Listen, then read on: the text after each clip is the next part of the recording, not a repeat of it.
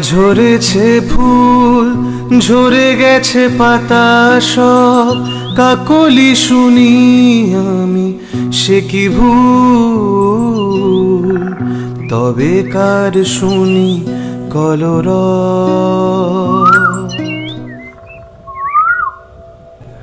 এরকম ভাবে কি গান গাইছে ভোরবেলা?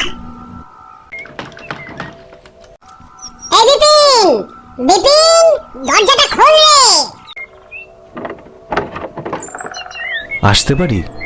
মেসের ঘরে মেঘলাল সর্ষে আর হলুদ গুঁড়ো ছড়িয়ে ঘাড় নিচু করে এক মনে কি যেন করে চলেছে।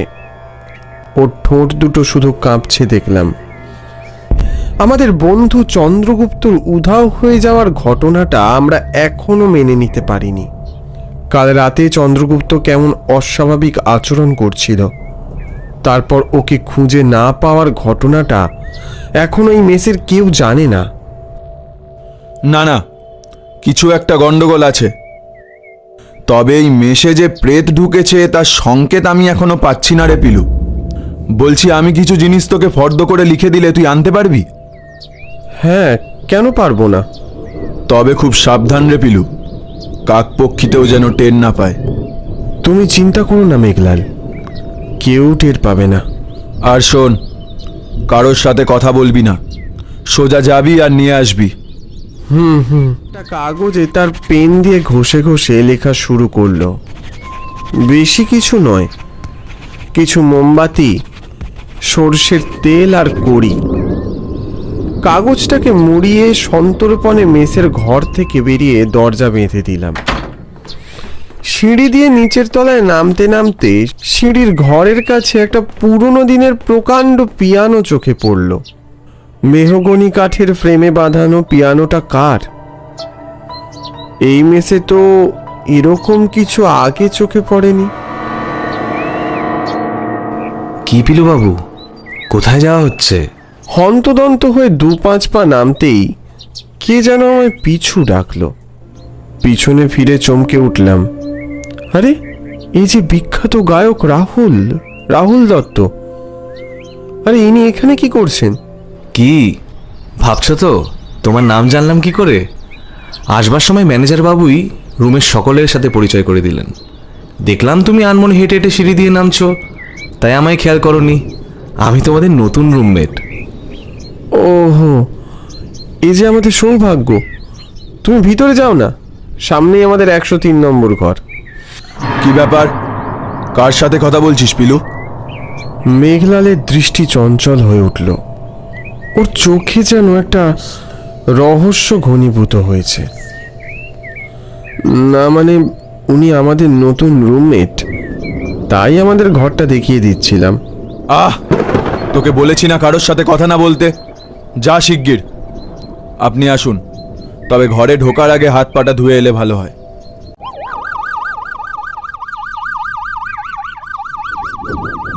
মেসের দরজার বাইরে আসতেই দেখলুম রাস্তার ওপারে ক্ষুধার্ত দৈত্যের মতো দাঁড়িয়ে আছে বাসটা। আকাশ কালো মেঘে ঢেকে আছে, কেমন একটা গুমোট ভাব। বাসের কাছে দাঁড়িয়ে স্থানীয় এক লোক আর এক বয়স্ক মহিলা। দেখলুম ফিস ফিস করে কি সব বলা বলি করছে। থেকেই ঘরের মধ্যে সব অদ্ভুত কাণ্ড কারখানা ঘটে চলেছে।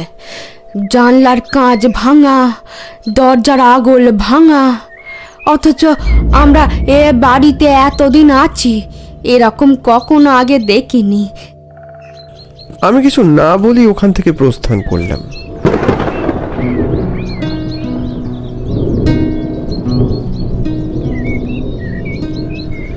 অকালে ঝরেছে ফুল, ঝরে গেছে পাতা সব, কাকলি শুনি আমি সে কি ভুল, তবে কার শুনি কলরব।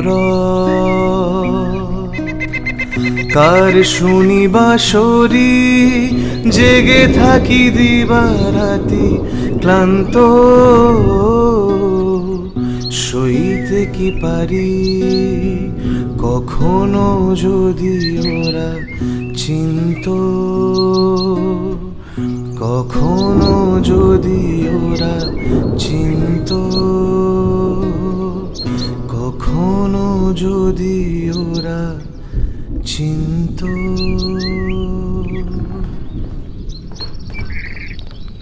কেনাকাটা করে ঘরে ঢুকে দেখলুম রাহুল আমার কবিতার ডায়েরিটাকে নিয়ে কি সব ঘাটাঘাটি করছে আর একটা মনোমোহিনী সুর গুনগুন করছে।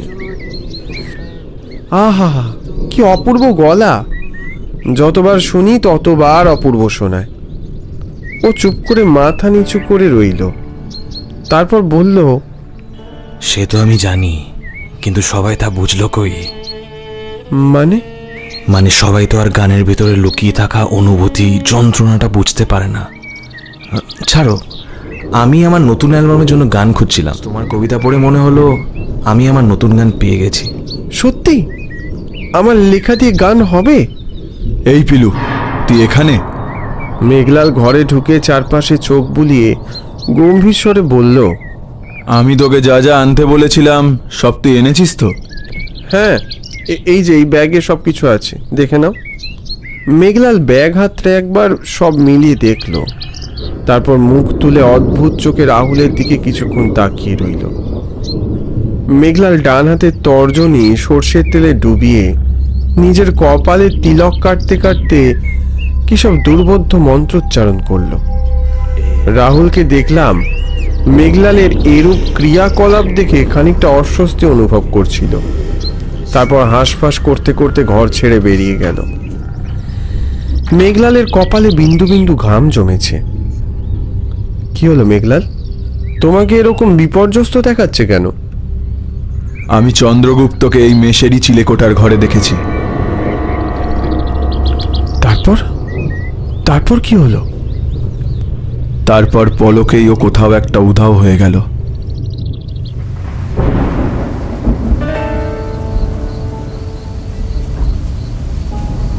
মেঘলাল তখন নিজের ঘরে পরলৌকিক চর্চায় মগ্ন।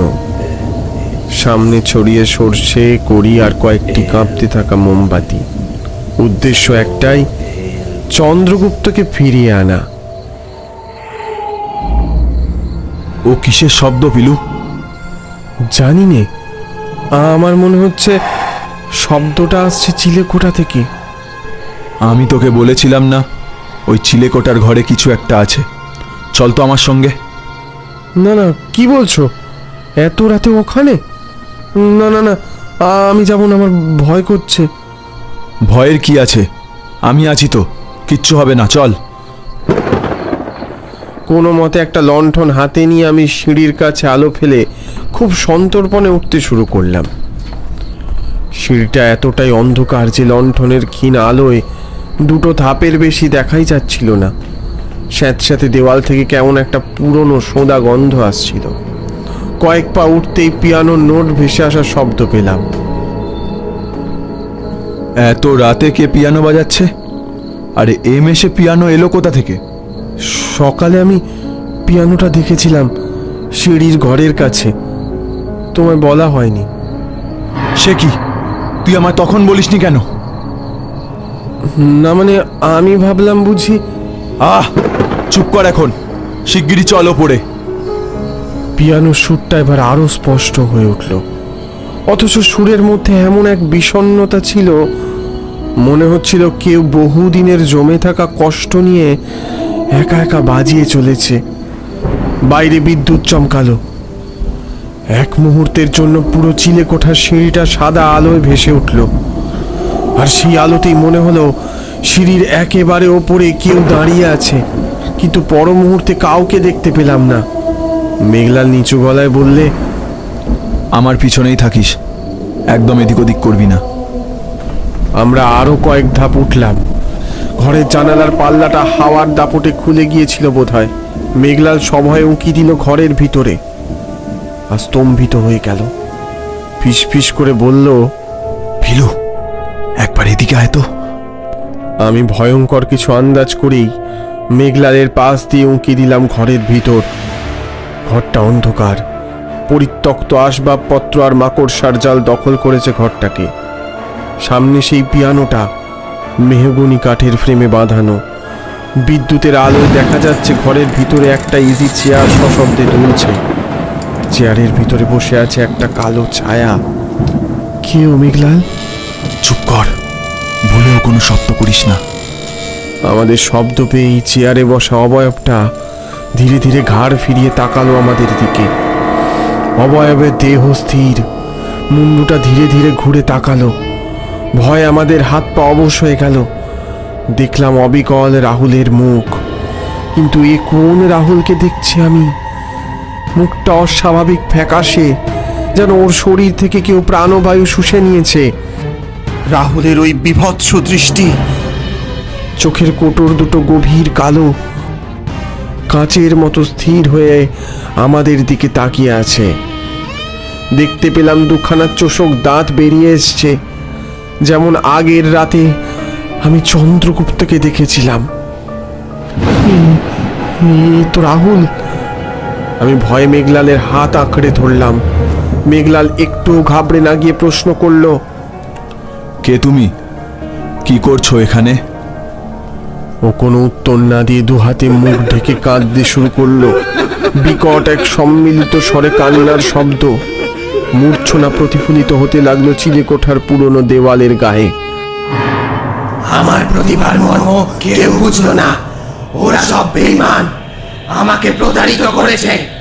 আমি প্রতিশোধ নেব, প্রতিশোধ নেব আমি। আমি কিছুই বুঝতে পারলাম না। আমাদেরকে চমকে দিয়ে রাহুল হঠাৎ এক লাফে উঠে গেল সিলিংয়ে, মাথাটা ঝুলিয়ে দিল নিচে। আমরা হতভম্ব হয়ে এ দৃশ্য দেখছি। তখন মেঘলাল বলে উঠল, না না, এ কিছুতেই ওই ছেলে হতে পারে না। আমার মনে হয় ওর মধ্যে অন্য কোনো আত্মা ভর করেছে। এই, কে তুই? কি চাস? বলবো না, কিছুতেই বলবো না। তোরা চলে যা, চলে যা এখান থেকে। আমায় একা থাকতে দে। বলবি না মানে? মেঘলালের ওই রূপ আমি কোনোদিন দেখিনি। ওর ঝোলা থেকে একটা ধাতব পাত্র আর একটা হাড় বের করে সেই হাড় দিয়ে ধাতব পাত্রে ঠুকে ঠুকে তাল তুললো। সাথে সাথে ওর ওই শরীর কাঁপতে শুরু করলো। একটা সময় ওই তালও সহ্য করতে পারলো না, ধপ করে মাটিতে পড়লো। মেঘলাল হেসে উঠল। মেঘলাল অসীম শক্তিতে ধাক্কা দিয়ে দরজাটা খুলে দিল। আমি খুব ভালো করেই জানি তুই ওর ঘাড়ে চেপে বসেছিস। বল, কি চাস তুই? আমায় কেন খেপাচ্ছিস? আমি তো তোদের কোনো ক্ষতি করিনি। মিথ্যে কথা। তুই রাহুলের ওপরে চেপে বসেছিস কেন? কেন বসবো না? ওকে আমি সহ্য করতে পারছি না। আমার নাম মহিতোষ, মহিতোষ বটব্যাল। সারা জীবন গানের কারিগর হতে চেয়েছি। এই দুনিয়ায় বহু মানুষ আমায় ঠকিয়েছিল, কোনোদিনও আমায় কেউ সুযোগ দেয়নি। ঠিক যেদিনই আমি এক বড় সুযোগ পেলাম আমার গানকে সবার মাঝে পৌঁছে দেওয়ার জন্য, ওই বাসে করে আমি গন্তব্যে পৌঁছানোর আগেই সব শেষ। কাল যখন এই গায়ক ওই বাসের সামনে বেকায়দায় পড়লো, আমিও সুযোগ পেয়ে ওর ঘাড়ে চেপে বসেছি। বুঝলাম, কিন্তু তুই ওর ঘাড়ে বসে তোর হিংসা চরিতার্থ করছিস। বেশ করেছি, তোরা চলে যা, আমায় একা থাকতে দে। বেশ, চলে যাচ্ছি। তবে এভাবে তোর মুক্তি কোনোদিন হবে না। ওই বিভৎস পিশাচ আমাদের একটা কথাও শুনল না, বরং সামনে থাকা ওই পিয়ানোর সামনে গিয়ে বসলো আর ওখানে অদ্ভুত এক সুর তুলল। সুর তালহীন একরাশ শব্দ ঝেঁকে আসলো আমাদের দিকে। ওই সুরে আমাদের দুজনেরই অস্বস্তি হতে শুরু করলো। মাথাটা ঝিমঝিম করে উঠল। আমি দু হাতে কান চেপে ধরলাম। বন্ধ করো, বন্ধ করো, এ সহ্য হচ্ছে না। মেঘলাল কোনো উত্তর দিল না, স্থির দৃষ্টিতে তাকিয়ে রইল রাহুলের দিকে। তারপর ঝোলা থেকে এক দড়ির তৈরি অদ্ভুত অবয়ব বের করলো। অবয়বটার কানের কাছে মুখটা এনে কি যেন বলতে শুরু করলো মেঘলাল। ওদিকে রাহুলের আঙুল পিয়ানোর ওপরে দ্রুত গতিতে ছুটছে। পুতুলটা হাতে তুলে শূন্যে বেশ কয়েক পাক ঘুরিয়ে কি সব আওড়াতে শুরু করলো মেঘলাল। হঠাৎ বাজাতে বাজাতেই রাহুল একটা আর্তনাদ করে এড়িয়ে পড়ল। মেঘলাল সঙ্গে সঙ্গে একটা কাঁচের শিশি বের করে ঢাকনা খুলে রাখলো সামনে। আমি স্পষ্ট দেখলাম রাহুলের বুকের মধ্যে থেকে একটা কালো ধোঁয়া কুণ্ডলি পাকিয়ে বেরিয়ে এসে কাঁচের শিশির মধ্যে ঢুকতেই মেঘলাল শিশিটা সজোরে আটকে দিল। আমি আমি এখানে কি করে এলাম? আমি তো মেকানিকের সন্ধানে বাইরে বেরিয়েছিলাম। তুমি এখানে আসোনি, তোমাকে এখানে নিয়ে আসা হয়েছে। এরপর সমস্ত ঘটনা রাহুলকে বলতেই ও চমকে উঠল। সে কি, আমাকে এখানে নিয়ে আসা হয়েছে? এরকম ঘটনা যে ঘটতে পারে সে আমার কল্পনাতেও ছিল না। অবশ্য আমাদের আশেপাশে অনেক কিছুই ঘটে যার কোনো বাস্তবিক ব্যাখ্যা থাকে না। এসবের মধ্যেও একটা ভালো যে তোমার সাথে দেখাটা হয়ে গেল। তুমি এখন একটু রেস্ট নাও। এই মেস ছেড়ে যাওয়ার আগে তোমার গলায় দুকলি গান শুনিয়ে যেও কিন্তু। ভোর হতেই ম্যানেজার বাবু আমাদের তলব করলেন। এক লোক আর এক ভদ্র মহিলা নাকি আমাদের মেসে কাউকে যেন খুঁজতে এসেছেন। পরশু রাত থেকেই রাহুলকে আমরা খুঁজে পাচ্ছি না।